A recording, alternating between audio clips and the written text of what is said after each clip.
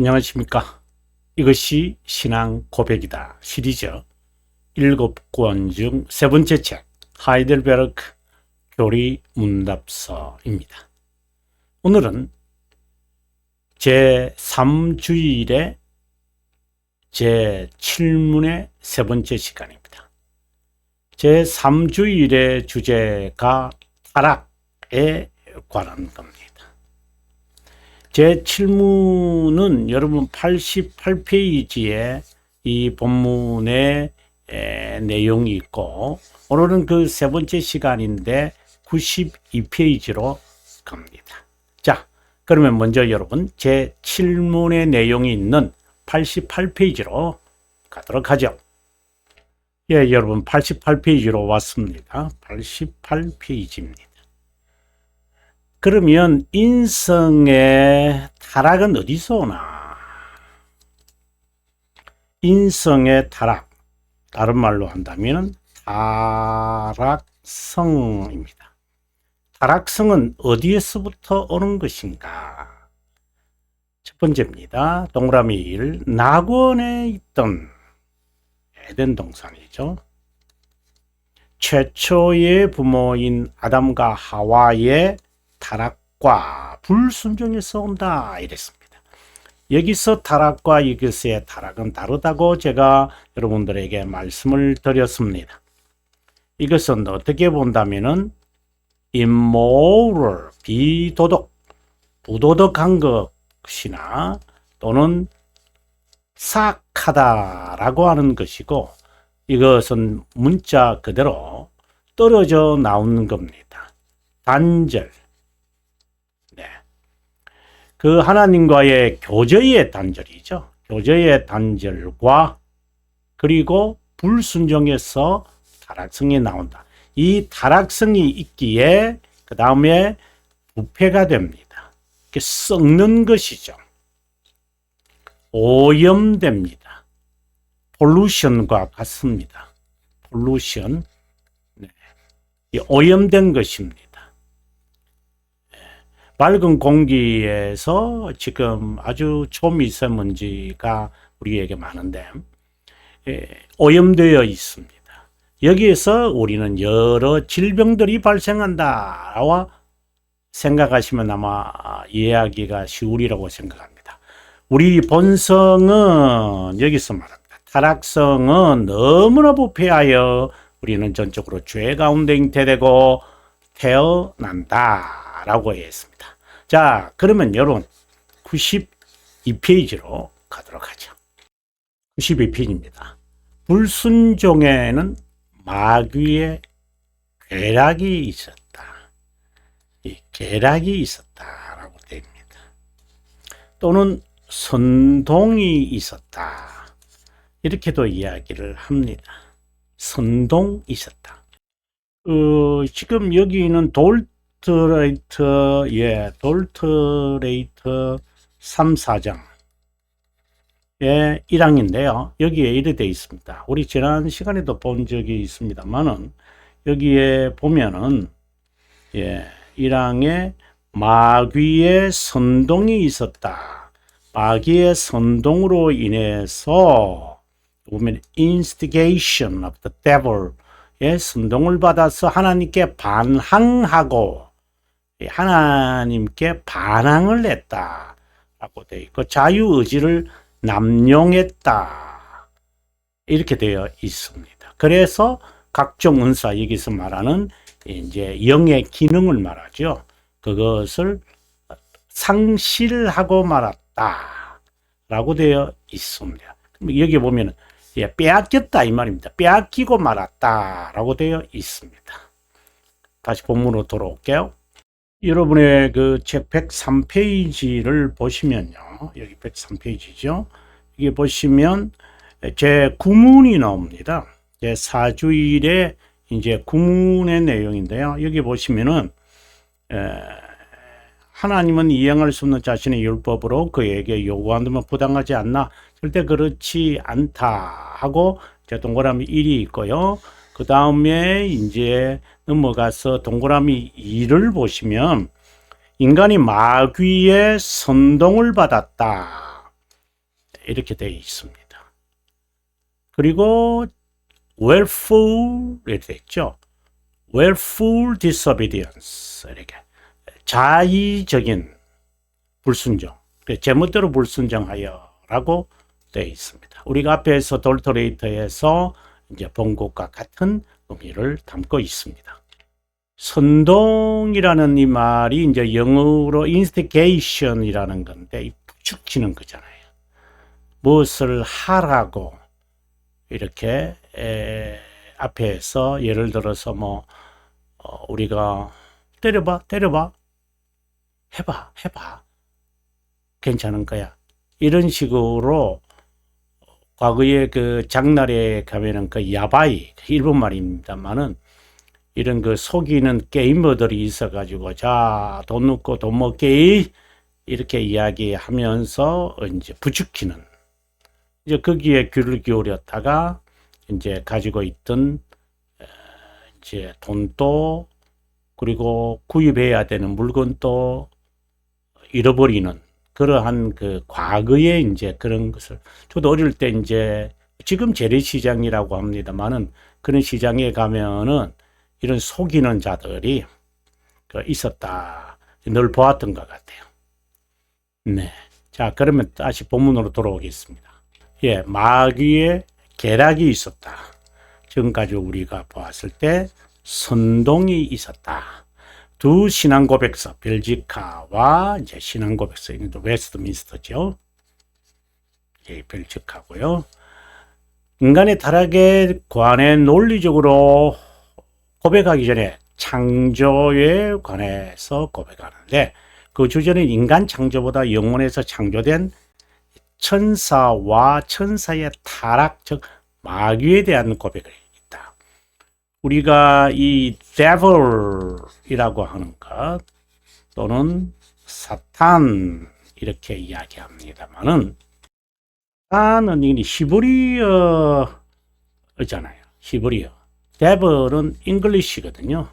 잉글리시거든요. 그래서 사탄이라는 이 말이 이제 반대자, 고소자, accuser라고 하는 말이죠. devil은 이제 영어로 표현이 될 때에 devil, 보통 우리가 마귀라고 우리가 이야기하고 그 마귀가 결국은 사탄이죠. 아무튼 마귀에 대한 고백이다. 그 이유는 자신의 세력을 최대한 사용하여 교회와 교회에 속한 모든 일원의 멸망을 지켜보면서 사악한 전략을 사용하여 모두 진멸하라는 음모를 밝히기 위함이다. 왜 마귀의 이 타락한 마귀에 관한 언급이 있을까? 마귀의 음험한 음모로부터 우리를 보호하기 위함이다. 신앙고백서는 여기 13장 5장을 말합니다. 이것은 이제 섭리에 대한 이야기죠. 여기는 이제 12항과 4장은 창조에 관한 겁니다. 섭리를 고백하면서 마귀와 모든 적이 하나님의 허락 없이는 우리에게 어떠한 상처도 주지 못한다고 밝힌다. 이것은 언약을 어길지라도 선택된 자를 위한 구원의 길이 있음을 알린다. 영원이기에 시간에 인간이 이해하기는 쉽지 않지만 설명을 한다. 이것은 행위의 언약을 어긴 인류를 위한 은혜 언약을 예상하고 있습니다. 여기서 인간 타락의 시작에서 간과해서는 안 되는 것은 먼저 사탄의 미묘한 계략이 있었고 다음으로 그것에 유혹받은 아담이 자유의지로 willful이다 이렇게 돼 있잖아요. 자기 원대로 하나님의 명령에 무관심하여 불순종과 이것에 의한 불신앙 그리하여 죄를 세상에 들이게 했다. 그 귀결로 수많은 죄를 범하고 만다. 이런 관점에서 마귀의 계략, 인간의 타락에 관한 고백을 한번 살펴보자. 인간은 하나님의 형상으로 창조된 영화로운 형상으로 놓으면은 교제라고 떠올리면 좋습니다. 자신의 탁월성에 대해서도 알지 못하고 마귀의 귀를 기울이면서 의도적으로 자신을 죄의 종속, 이 말은 죄를 들인 거죠. 죽음과 저주에 이르게 했다. 마귀의 선동을 받아 하나님께 반항하고, 우리가 앞서 읽었던 내용입니다. 마귀의 선동을 받아 또 읽었던 내용입니다. 제멋대로, 자유의지를 남용하여 제멋대로 의도적으로, 이런 단어를 나열하고 있습니다. 사탄의 치열한 유혹에 속아 정말 치밀한 유혹입니다. temptation이 있습니다. 금지된 실과를 먹어 죄를 범했다. 의지의 자유를 지닌 최초의 부모는 사탄의 유혹을 받아 금지된 실과를 먹으며 하나님의 계명을 정했다. 자유의지를 지닌 최초의 대결이 21문이고요. 13문인데요. 거의 같은 내용이죠. 예. 그 다음 페이지로 갑니다. 타락의 과정을 살펴보면 영혼에서 타락한 천사, 이 내용은 어디에 나와요? 벨지카의 12항에 나오는 내용입니다. 인간은 그 달콤한 유혹을 하나님의 말씀보다 더 신뢰하였고 자의로 불순종하여 불신행에 이르게 됐다.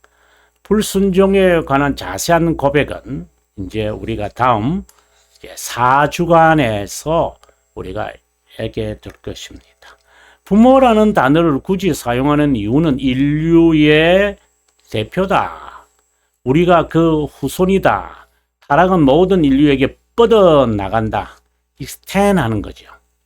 그래서 일반 출생법으로 태어나는 모든 자에게 타락성은 영속적으로 영향을 끼치기 때문에 이것을 유전성이라고 한다. 이 말은 이제 피할 수 없다는 거죠.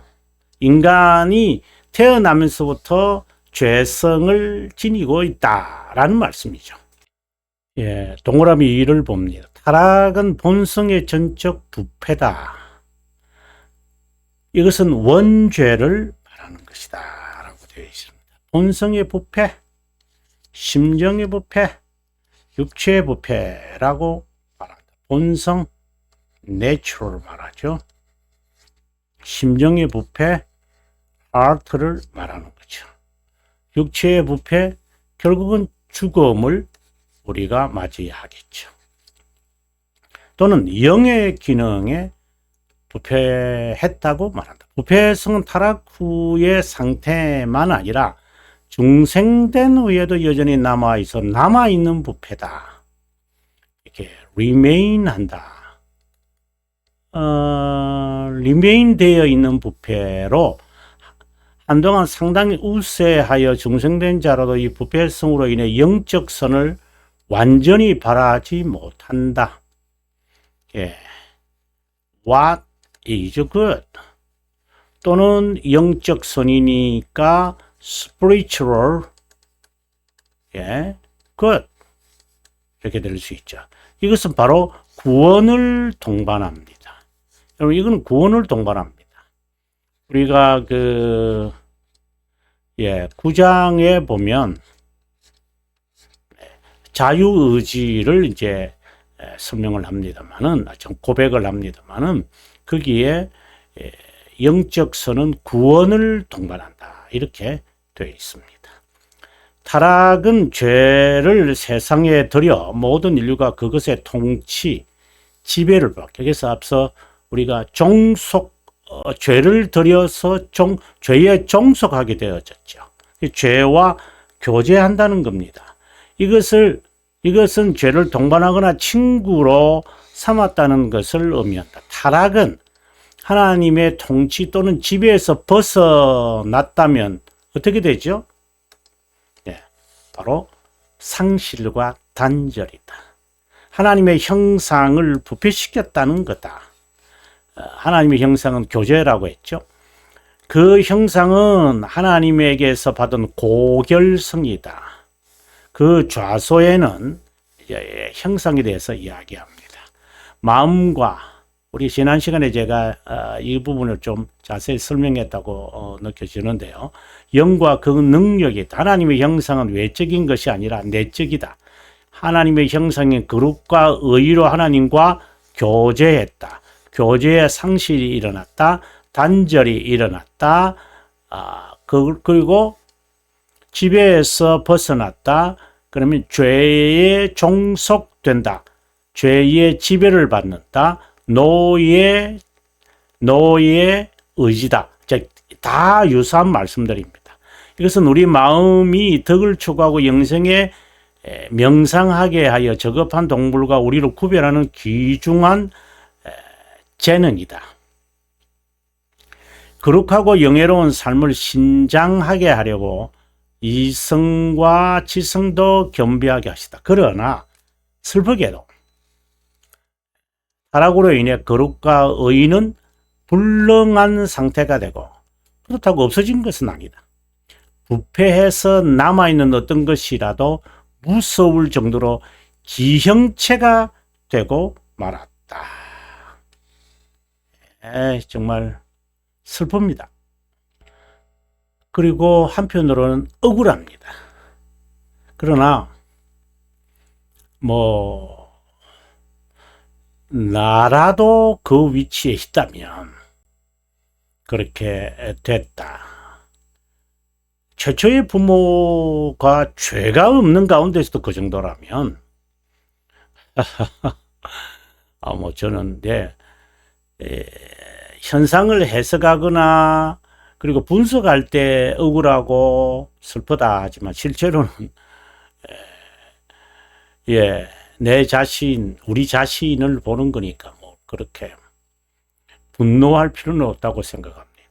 하나님께서 자신과 교제하게 하려고 우리를 부르시는데 이게 우리가 흔히 말하는 부르심이잖아요. 죄의 지배에서 구하여 벗어나게 하거나 죄를 파괴한다는 의미다. 죄의 지배에서 구한다는 것은 죄 아래 죄의 속박에서 벗어나는 것을 말한다. 그래서 우리가 이제 구원을 말할 때요. 구원을 우리가 말할 때 우리가 두 가지로 단계적으로 보는 것이 좋아요. deliver, 그 다음에 save. 왜 그런가 하면 우리가 타락을 통해 가지고 이거는 우리가 판서해서 여러분에게 좀 설명해 하도록 하겠습니다. 우리가 타락을 해서 이제 하나님과의 교제가 단절되었잖아요. 그죠? 타락으로 인해서 죄를 유입시켰잖아요. 그죠? 그리고 타락으로 인하여 우리가 부패했죠. 자, 그러면 이제 구원이 이루어집니다. 위에서 쓰겠습니다. 구원이 이루어집니다. 그럼 하나님과의 교제의 단절이 해결이 돼야 되잖아요. 이것을 우리는 중생이라고 그러죠. 또 다른 말로 말하면 의지의 전환이죠. 또 다른 말로 한다면 죄에서부터 유입되었으니까 구원을 말해요. 이것은 deliver를 말한다. 제가 늘 이제 이야기합니다. 그럼 부패가 되어 있어요. 이게 타락으로 인해 주어진 거죠. 구원이죠. 구원은 이제 salvation이라고 봐야 됩니다. 부패가 되어지잖아요. 그럼 하나님께서 우리를 save 하시죠. 그것도 구원이죠. 그래서 deliver 하시고 save 하셔죠. 근데 이것을 우리가 이제 이야기한다면은 부패한 잔재가 남아 있잖아요. remain 하거든요. 이 남아 있는 게 있어야 해요. 그래서 우리는 이것과의 싸움인 거죠. 하지만 주님은 항상 우리를 보호하고 지키고 구원하시죠. 견인하신다는 거죠. 그래서 우리가 이렇게 나열하면 좋아요. 부패는 구원, 유입은 여기서 죄를 차단시켜야 되잖아요. 죄에서부터 일단 벗어나게 해야 돼요. 죄를 유입되었으니까. 그래서 여기도 차단시키고, 이제 이것과는 이제 이거는 싸우면 되는 거잖아요. 이것은 해결됐잖아요. 자, 이런 관점으로 보는 것이 좋습니다. 예. 그럼 다시 본문으로 돌아오겠습니다. 죄에서 지배에서 구원한다는 것, 죄와 죄의 속박에서 벗어나는 것을 말한다. 다시 말합니다. deliverance다. 죄를 파괴하는 것, deliverance다. 중생된 상태를 의미하지만 죄의 잔재들이 있다. 이거는 뭐죠? 부패잖아요. 이제 부패되어 있으니까 이거는 운동하면서 건강하게 회복시키면 되는 거잖아요. 전자는 중생이고 후자는 중생의 경험을 나누어 거룩함을 이루어 견인, 성화라 그러죠. 성화, 거룩한 삶을 사는 것을 말한다. 이제 생명이 있으니까 이제 움직여야죠. 그래야 사람이 이 기동력을 갖게 되어지죠. 눈을 뜬 거예요. 이제 무의식 상태에 이제 들어갔는데 제발 눈이라도 떠라. 우리가 병상에 있는 아주 위급한 분들이 그러잖아요. 그러다 눈을 뜨면 마치 딜리버가 된 거야. 이제는 이제 살 가능성, 눈을 떴으면 살 가능성이 있거든요. 그때부터 이제 액션, 이제 프랙티스를 하는 거죠. 엑서사이즈를 해서 이제 일어나야 돼요. 그리고 활동하게 되어지는 이제 그러한 현상이라고 보시면 될 것 같아요. 죄의 지배에서 벗어나지 않는 자, 죄의 사면을 받지 않은 자, 어렵다 여겨지지 않은 자, 중생되지 않은 자, 유기된 자는 그 다음입니다. 싸우지 않을 거다. 참된 회개를 하지 않을 거다. 이 말을 합니다. 눈을 떴으면 보이잖아요. 이제 생민력이 이제 회복된 거예요. 이제 싸우면 되는 거예요. 이제 근육을 강화시키려고 이제 엑서사이즈 하면 되는 거예요. 아담의 후손인 인류는 그의 타락에서 벗어날 수 없다. 타락으로 영의 기능이 부패해 육의 죽음과 영의 죽음을 초월했고, 뿐만 아니라 탁월한 모든 은사를 상실했다. 이게 모든 은사라는, 상실했다, 빼앗겼다, 몰수당했다. 자, 이 말이잖아요. 하나님과의 교제도 단절됐고, 영과 몸의 모든 부분과 기능이 전적으로 더러워지고 말았다. defile이라고 이제 영어에는 되어 있습니다만, 더러워지고 말았다. 선한 것을 원하지도 않고 정반대인 것만을 추구하고 전적으로 악한 것만을 행하려는 성향을 보이며 실제의 모든 그것은 원죄에서 나온다. 인간은 창조 시에 의해 결핍, 본성의 부패로 인하여 영적 선을 추구하지도 않으며 악만을 추구한다. 이것이 타락 후의 상태다라는 거죠. 자, 원죄는 아담 이후 일반 출생법으로 태어난 모든 자에게 유전된다. 어떤 자도 누구도 예외 없이 원죄를 지니고 전적으로 죄 가운데, 이것은 죄의 지배죠. 죄의 지배를 받는다. 원죄를 지니지 않은 자는 없지만 아르미우스파는 누구도 원죄로 정죄받을 필요가 없다고 좀 지나치게 말하는 거 주장해요.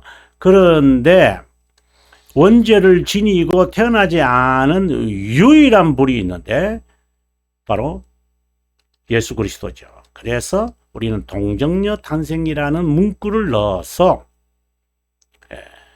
원죄와 무관하다는 것을 우리는 고백을 합니다. 그의 육체적 본질,